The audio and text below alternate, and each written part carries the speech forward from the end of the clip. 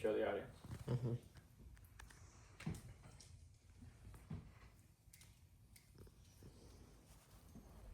Imagine this. You're 35 years old, sitting in your home, and you open your phone and look at your investment account. You started putting in just $20 a month when you were in college, like me. To your surprise, that small habit, which you developed over the course of years, has turned into $30,000. Now imagine if you'd waited until after college to start. You'd be years behind financially. Today I want to show you that investing isn't something only rich adults can do. It's something we as college students and even younger can do and should do right now. I'm speaking from experience. I'm a college student who has already started investing in mutual funds, retirement accounts, and even experiments with crypto. I've seen how starting small makes a difference, and I've done research into how anyone, no matter their income, can start smartly and safely. This is directly relevant to all of us. Whether you want to be a teacher, an entrepreneur, an engineer, a lawyer, we all have something in common, a future that costs money. The earlier we take control of our finances, the more freedom and peace of mind we'll have later. First, I'll explain how compound interest and time make your money grow exponentially. Second, I'll show why starting early with small amounts matters far more than investing large sums later. Finally, I'll give you simple, safe steps to start investing today. Let's start with the magic behind investing, also known as compound interest. Compound interest is what happens when your money earns money on itself. You invest $100, earn $10 in interest, and next year you earn interest on that $110. That cycle repeats year over year. According to Investopedia's article, The Power of Compound Interest, the earlier you start, the greater the payoff. Someone who invests $100 a month starting at the age of 20 can retire with nearly $300,000 by 60. But if they wait until they're 30, they'll end up with less than half that amount, even if they invest the same every month. Time multiplies money. Every year that you start with your investments, every extra year gives your investments a chance to grow, and that growth compounds faster and faster like a snowball rolling downhill. Compound interest rewards patience, not perfection. You don't need to predict the market. You just have to start and stay consistent. Most students don't start early because they think they can't afford to, or they think it's too complicated. The truth is, you don't need thousands of dollars to invest. You can literally start with your spare change. The SEC's Saving and Investing for Students Guide explains that consistent, small contributions like $10 or $20 a week can grow into a meaningful nest egg over time. The guide emphasizes the most powerful habit is starting, not waiting.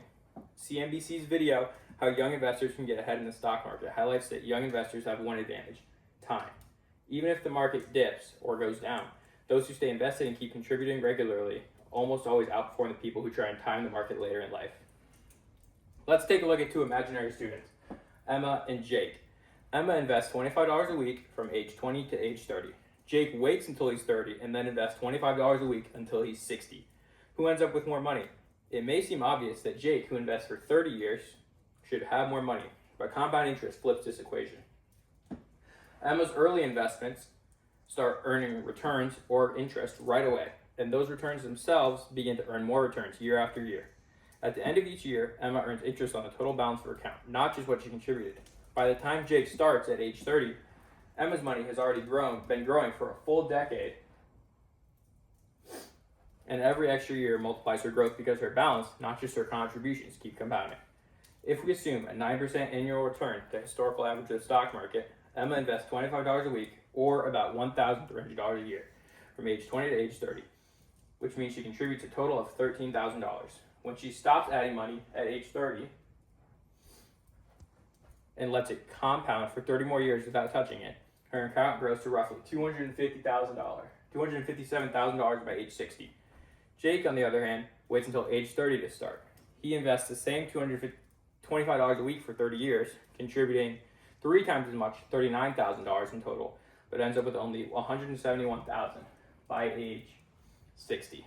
Despite investing less than half as long and 1/3 as much money, Emma nearly ends up $86,000 ahead, all because she started 10 years earlier. That's the power of compound growth. The earlier you start, the more time your money has to work for you. Starting early means letting your money do the heavy lifting for you. The earlier you start, the less you'll have to contribute later to reach your goals. Now that we understand the why, let's talk about how you can actually get started as a college student. Imagine graduating debt-free with an emergency fund and an investment account already growing. You're not stressed about car payments or bills. You built habits that give you the control. But if you start investing even $20 a month right now and increase that slowly as your income grows, you can reach financial independence.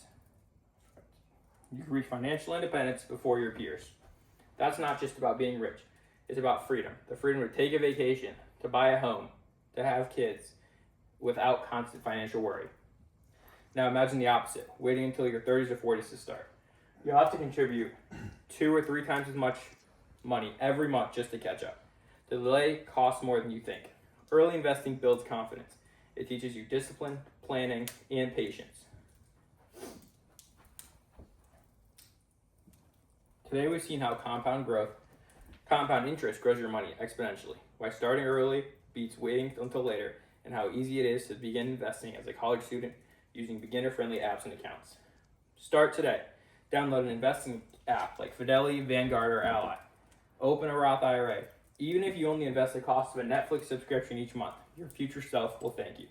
Remember, investing isn't about getting rich quick. It's about building a foundation of financial freedom, one small step at a time.